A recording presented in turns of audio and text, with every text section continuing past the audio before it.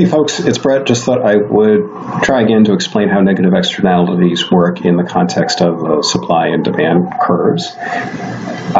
So let's start with the demand lines. We know that the quantity demanded increases as the price goes down, and that's why the line is downwardly sloping. And the supply curve goes the opposite way for the opposite reason, which is that the lower the price, the less we're going to want to produce, and the higher the price, the more we'll produce. And this red hand here reflects the invisible hand. So it's red because invisible would be, I guess you wouldn't see it.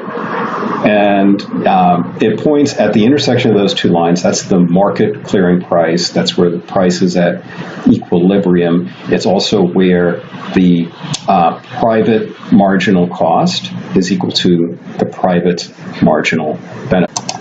So the private marginal benefit is the amount of utility you get out of each additional unit of, say, steel that's produced, and the private marginal cost is just the cost of producing each unit of steel. And when those two things are equal, then you've got an equilibrium, and that's where the invisible hand is going to push the market in the absence of anything else. Now we know that in the production of many things there are externalities. So externalities again are economic impacts on third parties that aren't part of that, aren't the buyer or the seller of the steel in this case. And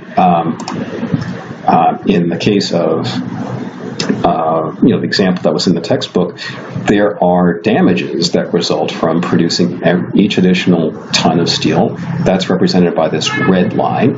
And we can draw a new supply curve, which is above the old supply curve by an amount equal to the marginal damage.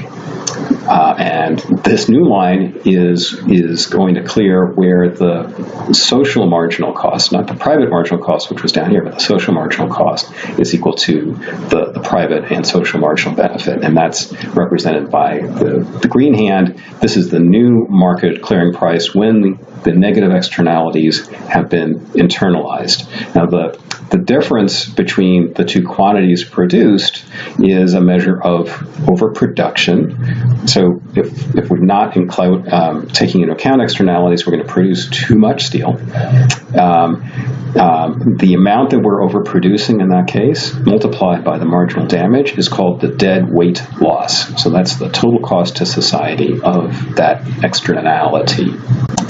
We talked a little bit about the Coe's theorem, about how we don't necessarily, and in theory, need government to internalize externalities because both parties can contract with each other to address that inefficient result.